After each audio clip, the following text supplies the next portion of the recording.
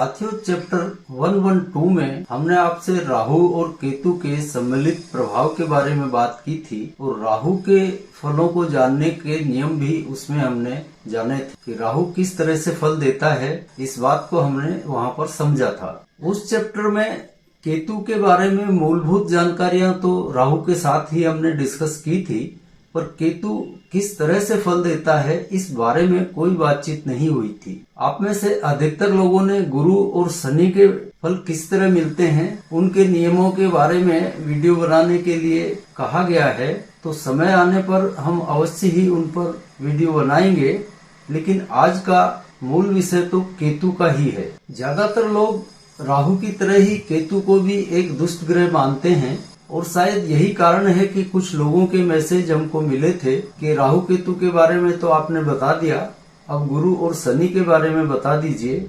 जबकि केतु के फल देने की प्रवृत्ति के बारे में हमने कुछ भी बात नहीं की थी। शायद आप में से अधिकतर लोग यह सोचते होंगे कि जिस तरह से राहु स्थान का नाश करता है, यानी जिस भाव में वह बैठता है उस स्थान को नष्ट करके और वहां स्थित राशि को बढ़ा देता है, ऐसा ही शायद आप केतु के विषय में भी सोचते होंगे, क्योंकि पापी पापी तो सब एक जैसे ही फल देते हैं। शायद यही कारण रहा होगा कि आपने केतु पर इतना ध्यान नहीं दिया। जबकि केतु हमारी क्रिया को संचालित करता है और यह किस तरह से फल देता है इसको जाने बगैर बहुत कुछ छूट जाएगा।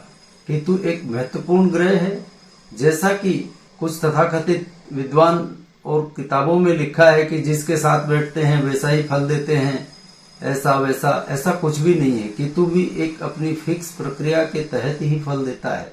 तो आप जो सोचते हैं कि राहु की तरह ही केतु फल देता होगा, तो अब हमारी बात सुनकर आप जरा आश्चर्य में पड़ जाएंगे। तो इस बात को समझिए कि राहु केतु दोनों एक दूसरे के विपरीत ध्रुव हैं, तो यह एक तरह से फल नहीं देंगे, यह पक्का है। राहु के विषय में हमने बताया था कि जिस भाव में बैठेगा उस भाव के फल नष्ट करके वहां स्थित राशि वाले भाव की वृद्धि करेगा। और अब हम जो कहने जा रहे हैं उसे सुनकर आप में से जो लोग यह मानकर चल रहे हैं कि राहु और केतु एक तरह से ही फल देंगे, उनको थोड़ा आश्चर्य अवश्य होगा, क्योंकि केतु राहु के बिल्कुल विपरीत फल देता है। जी हाँ, सही सुना आपने, केतु राहु के बिल्कुल विपरीत प्रकृति से फल देता है। यानी केतु जिस भाव में बैठता है उस भाव की वृद्धि करेगा और उस भाव में जो राशि है उस राशि वाले भाव की हानि करेगा। यही है केतु का नियम। अब देखिए, कोई भी ग्रह दुष्ट या पापी या सज्जन नहीं होता है। चाहे शुभ ग्रह हो अशुभ ग्रह हो, वो जिस परिस्थिति में बैठ जाएंगे उसी परिस्थिति के अनुरूप ही वो फल देने को बाध्य हैं। जैसे अब किसी एक सज्जन आदमी को आप जेलर लगा दीजिए तो वो क्या सजा याफ्ता कैदियों को जेल के अंदर नहीं रखेगा? ऐसा नहीं होता है। तो नियम जो हैं वो उसी नियम के तहत काम करना पड़ता है। जो परिस्थितियां बन गई, जो भाव उनको मिल गए, उसी हिसाब से ग्रहों के अच्छे और बुरे फल मिलते हैं।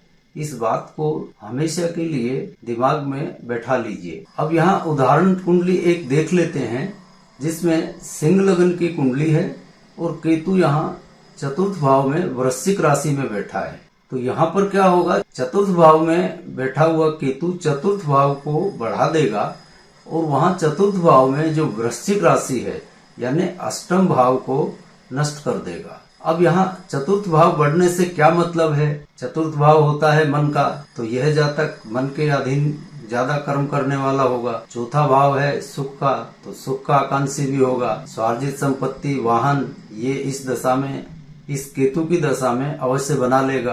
अब चतुर्थ के फल तो इसको बहुतायत से ये केतु देंगे, लेकिन वहाँ नष्ट हो रहा है आठवां भाव, अष्टम भाव। तो यह अपनी दशा में जातक के अपने ससुराल से संबंध खराब करवा दे। अष्टम नष्ट है यानी दुर्भाग्य का नाश तो करेगा, लेकिन ससुराल से अवश्य ही संबंध खराब करवाएगा। और एक विशेष बात यहाँ पर ध्यान रखिए, बल्कि यह विशेष नियम है कि केतु जिस भाव में बैठा है उसी भाव के माध्यम से वहाँ स्थित राशि के फलों का नाश करता है। जैसे यहाँ पर चौथे भाव में केतु बैठा है, तो यह चौथे भाव को माध्यम बनाकर ही अष्टम को नष्ट करेगा। जैसे ससुराल से संबंध खराब करवाएगा तो वो इसकी मनमानी के कारण होगा क्योंकि ये सुखों का आकांक्षी रहता है, तो इसके सुखों की वजह से हो अथवा चतुर्थ भाव माता का है, इसकी माता के कारण इसके ससुराल के साथ संबंधों में खराबी आ जाए, मतलब केतु जिस भाव में बैठा है उसी भाव को माध्यम बनाकर वहां स्थित राशि के फलों को नष्ट करता है।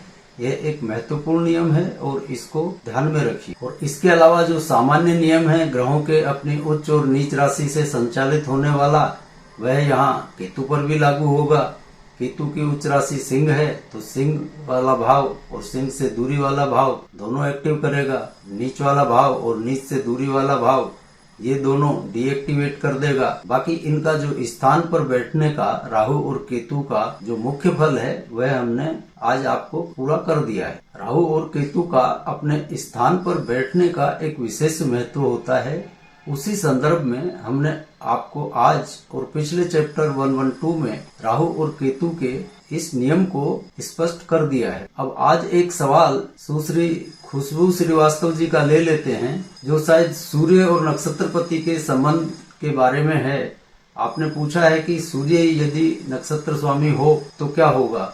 तो देखिए, जब सूर्य ही नक्षत्र स्वामी हो तो सूर्य से उसकी दूरी तो लग्न भाव की ही होगी, तो यहाँ पर लग्न ही एक्टिव हो जाएगा। इसका मतलब क्या होगा? इसका मतलब जातक अपनी बुद्धि के अनुरूप लग्न के फल पाने की कोशिश करेगा। बस जहाँ पर दोनों एक ही हो जाएं, वहाँ पर यही मतलब लगाकर चलना है, वो लग्न ही खड़ा होता है। जैसे चंद्र नक्षत्रपति भी चंद्रमा ही हो तो भी लग्न खड़ा करेगा, सूर्य नक्षत्रपति अगर सूर्य है तो वह भी लग्न खड़ा करेगा।